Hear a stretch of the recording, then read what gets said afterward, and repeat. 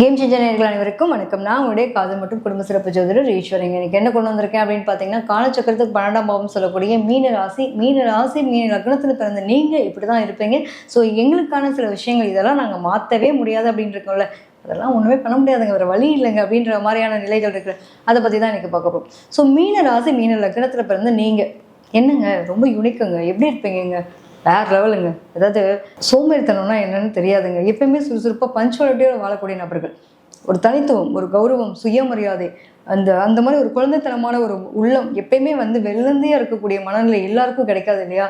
So அந்த மாதிரி ஒரு வெள்ளந்தியான ஒரு மனம் கொண்ட நீங்கள் தான் இப்படி தான் இருப்பீங்க. இதெல்லாம் மாற்றவே முடியாதுங்க. ஆனால் நாங்கள் என்னவோ யாருக்கும் நான் கெட்டது செய்யலைங்க, ஆனால் எங்களுக்கு மட்டும் கடவுள் ரொம்ப சோதனை கொடுக்குறாரு அப்படின்ற மாதிரி நிலைகள் பல பேர் புலம்பக்கூடிய நிலை உண்டு. பொதுவாக பார்த்திங்கன்னா, எங்களுடைய ராசி அதிபதியே குரு. எங்களுடைய ராசியில் மட்டும்தாங்க சுக்கிரனே உச்சம் படுறாரு. வெளியில் பார்க்குறதுக்கு எப்படி இருப்பாங்க? உனக்கு என்னப்பா ராஜா மாதிரி வாழ்கிற அப்படின்வாங்க. எங்ககிட்ட பாருங்களேன், எங்களோட ராஜா மாதிரியான வாழ்க்கை எப்படி இருக்குது. என்ன பண்ணுறதுங்க, எங்ககிட்ட இறக்க குணம் இருக்குது. எங்கள் இறக்க குணத்தினால தான் நாங்கள் எல்லாருக்கும் செஞ்சுட்டு கெட்டவன்ற பேரையும் வாங்கிக்கிறோம்.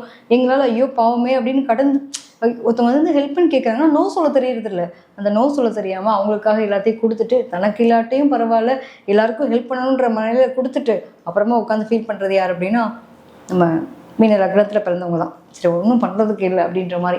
ஸோ இவங்களுடைய ராசியில் சுக்கிரன் உச்சம். நிறைய பேருக்கு பார்த்தீங்க அப்படின்னா பொருளாதாரம் சார்ந்த விஷயங்கள், அதாவது ஒரே ஒரு கடவுள்கிட்ட ஒரு வேண்டுதல் இருக்கேன், கடன் இல்லாத வாழ்க்கை வாழணும், யாரையும் என்ன ஒரு வார்த்தை கேட்டக்கூடாது, இந்த மாதிரி நிலைமை எனக்கு வந்துடவே கூடாது. எத்தனை பேர் இருக்கீங்க கமெண்ட்டில் போடுங்க. நிச்சயமாக எனக்கு கடன் இல்லாத வாழ்க்கை வாழணும், கௌரவமான வாழ்க்கை மட்டுமே நான் விரும்புகிறேன். ஆனால் ஏன் தான் எனக்கு மட்டும் இப்படி இந்த ஒரு சோதனை அப்படிங்கிற மாதிரி பல பேருக்கு அந்த ஒரு பெரிய தயக்கம் இருக்கும். அதாவது சொல்லுவாங்க இல்லையா, பெண்ணால் கெட்டவனும் உண்டு, பொண்ணால் கெட்டவங்களும் உண்டு அப்படின்னு சொல்லுவாங்க இல்லையா?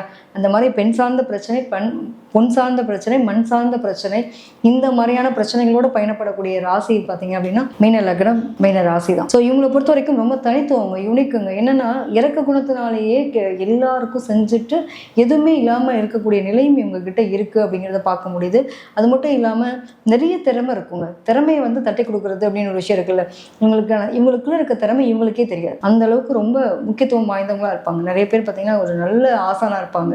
எப்பவுமே தன்னோட அப்டேட் பண்ணிக்கிறதுன்னு ஒரு விஷயம் இருக்குல்ல, காலத்துக்கு தகுந்த மாதிரி தன்னை அப்டேட் பண்ணிக்கிறது. குழந்தைத்தனமான நிலை இருந்த மனசு இருந்தால் தாங்க நிறைய விஷயத்தை அப்டேட் பண்ணிக்க முடியும்.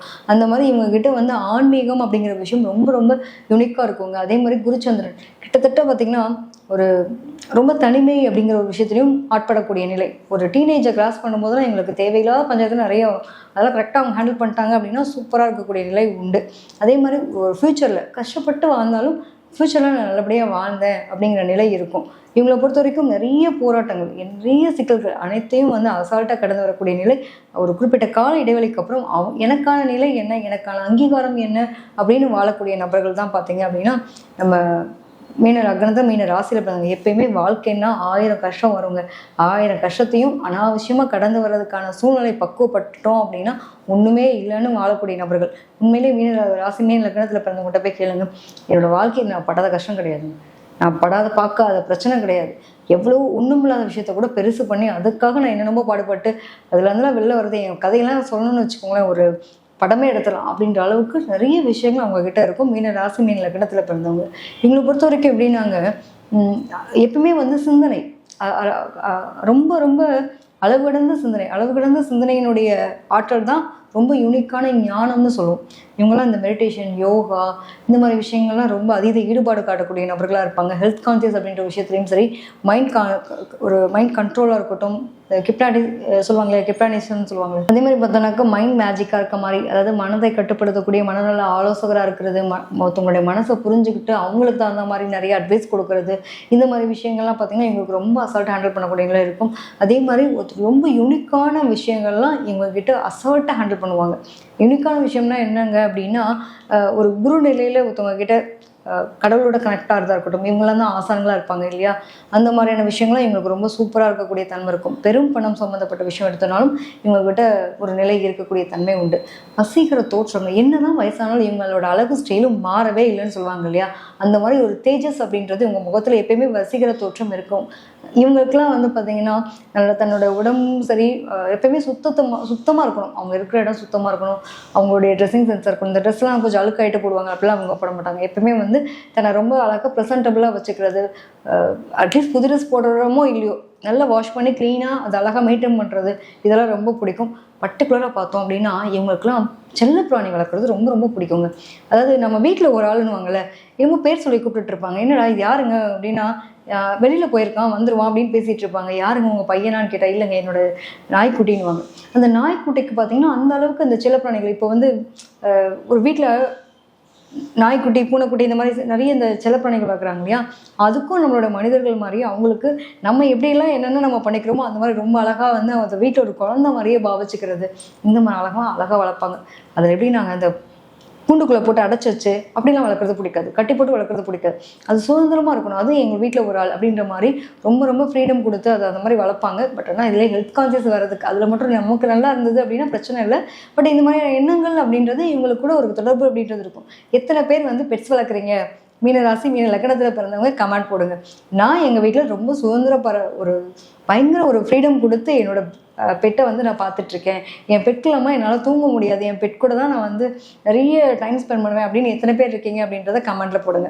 நிச்சயமாக நாய்க்குட்டி வளர்ப்பாங்க, அதே மாதிரி பூனைக்குட்டி வளர்ப்பாங்க, பேர்ட்ஸ் வளர்ப்பாங்க. இதெல்லாம் வந்து எங்களுக்கு ஒரு ரொம்ப பிடிச்ச ஒரு விஷயங்க.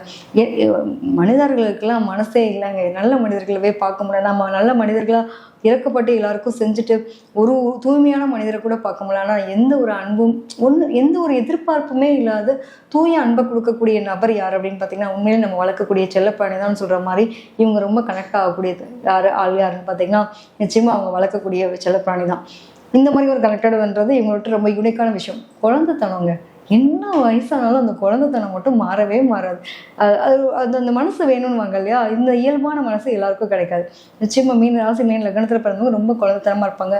ஒரு பற்று நிலை, பாசம் அப்படின்னா ரொம்ப அம்மா பிடிக்கும், அம்மா அப்பா மேலே ரொம்ப பாசம். அம்மா அப்பாவுக்காக என்னோட வாழ்க்கையை நிறைய நான் தியாகம் பண்ண மாட்டேன்னா என்னை புரிஞ்சுக்கல. நான் ரொம்ப தனிமையிலே இருந்திருக்கேன். எனக்கு என்னவோ ஆரம்பத்துலேருந்து அந்த அட்டாச்மெண்ட் அவங்ககிட்ட இருந்து கிடைக்கவே இல்லை. ஆனால் அன்பு பாசத்துக்காக மட்டும் ஏங்கிட்டே இருந்திருக்கேன். என்னுடைய டீனேஜை கிராஸ் பண்ணும்போதே நான் வந்து அப்ராடு போயிட்டேங்க, படிக்கிறதுக்காக போயிட்டேன், வேலை பார்க்கறதுக்காக போயிட்டேன். எனக்கு ஒரு கனவு, என்னோட ஆசை கனவோட நான் வந்து என்னோட சொந்த ஊர்லேருந்து வெளியில் வந்தேன். அதுவும் பார்த்தீங்கன்னா பர்டிகுலராக நான் சினிமா ஃபீல்டில் ஏதாவது பெருசாக சாதிக்கணும் ஆசையோட வெளியில் வந்தேன். இன்றைக்கி நான் வந்து ஒரு ஃபிலிம் இண்டஸ்ட்ரியில் இருக்கேன். இந்த மாதிரி விஷயங்கள்லாம் பார்த்தீங்கன்னா நிறைய பேருக்கு இருக்கும். மீன ராசி மீன லக்னத்தில் பிறந்தவங்க நிச்சயமாக கலைத்துறை சார்ந்த விஷயங்கள ஆர்வம் இருக்குங்க. அதே மாதிரி அதீத ஆன்மீகத்தில் நாட்டம் இருக்கக்கூடிய நபர்களாக இருப்பாங்க. நல்ல எழுத்துத்துறை சார்ந்த விஷயங்கள். எத்தனை பேர் அதிகமான லாங்குவேஜ் கற்றுட்டே இருக்கீங்க, இன்ன வரைக்கும் லாங்குவேஜ் கற்றுட்டே இருக்கேன் கமெண்ட்டில் போடுங்க. நிச்சயமாக எல்லா லாங்குவேஜையும் அப்டேட் பண்ணிக்கக்கூடிய நிலை. எனக்கு வந்து புதுசாக ஏதாவது தெரிஞ்சுக்கணும், தேடணும் அப்படிங்கிற மாதிரி அவங்க அப்டேட் பண்ணிகிட்டே இருப்பாங்க. நாலேஜ் அப்படிங்கிறது கெதர் பண்ணிகிட்டே இருப்பாங்க. இதெல்லாம் வந்து மீன ராசி மீன லக்னத்துக்கு இருக்கும். வாழ்க்கைன்னா 1000 கஷ்டம் இருக்குங்க, அங்கே வாழ்ந்து காட்டுறதாங்க பெரிய விஷயம் அப்படின்ற மாதிரி இவங்களுக்கான தசாபுத்திலாம் சப்போர்ட் பண்ணி வச்சுக்கோங்களேன். எப்பயுமே பம்பரம் மாதிரி தான், ஏதாவது ஓடினே இருப்பாங்க. இதுக்கு ஒரு எக்ஸாம்பிள் சொன்னாங்க, கிட்டத்தட்ட நம்ம இதில் தான் ஜோதிட ஆய்வில் தான் பார்த்துருக்கேன். பொதுவாகவே வந்து சென்றாஸ் ஐயா கூட ஒரு வீடியோவில் சொல்லியிருந்தார். அதாவது மீன் பார்த்தீங்க அப்படின்னா சும்மா அந்த மீன் தொட்டியில் போய் நைட் எழுந்திரிச்சு போய் பார்த்தீங்கன்னா கூட அந்த மீன் ஓடிட்டே இருக்கும், அது ஒரு இடத்துல உட்கார. அது மாதிரி தான் மீன் ராசி மீன் லக்னத்தில் பிறந்தவங்கலாம் வந்து ஓடிட்டே இருப்பாங்க. பொதுவாக வந்து ஒரு மீன் தொட்டியில் போய் நைட்டு 12 மணிக்கு எஞ்சி போய் பார்த்தா கூட மீன் என்ன பண்ணுன்னா ஓடிட்டே இருக்கும், ஒரு இடத்துல உட்காராது. அது மாதிரி தான் மீன் ராசி மீன் லக்னத்துக்காரங்களுடைய மனசும் சரி, எண்ணங்களும் சரி, ஏதாவது ஒன்று க்ரியேட் பண்ணிகிட்டே இருக்கும், ஓவர் காம்ப்ளிகேட் பண்ணிக்கிறோம், திங்கிங் இருந்துகிட்டே இருக்கும். அது நல்ல எண்ணங்களாவோ அல்லது இவங்களுக்கு தேவையான விஷயங்களாவோ கன்வெர்ட் பண்ணிட்டாங்க அப்படின்னா சூப்பராக இருக்கும். ஒன்றும் இல்லைங்க, ஒரு இயக்குனராக ஆகணும்னு ஆசை இருக்குது, கனவு இருக்குது. பட் அந்த கனவுக்காக நான் தூக்கத்தை தொலைச்சிட்ருக்கேன், அந்த தூக்கத்தில் இல்லாத விஷயத்தை இருக்குன்னு உருவாக்குறேன்னா அந்த இடத்துல நீங்கள் தான் ஜெயிச்சிங்க அப்படின்னு இல்லையா.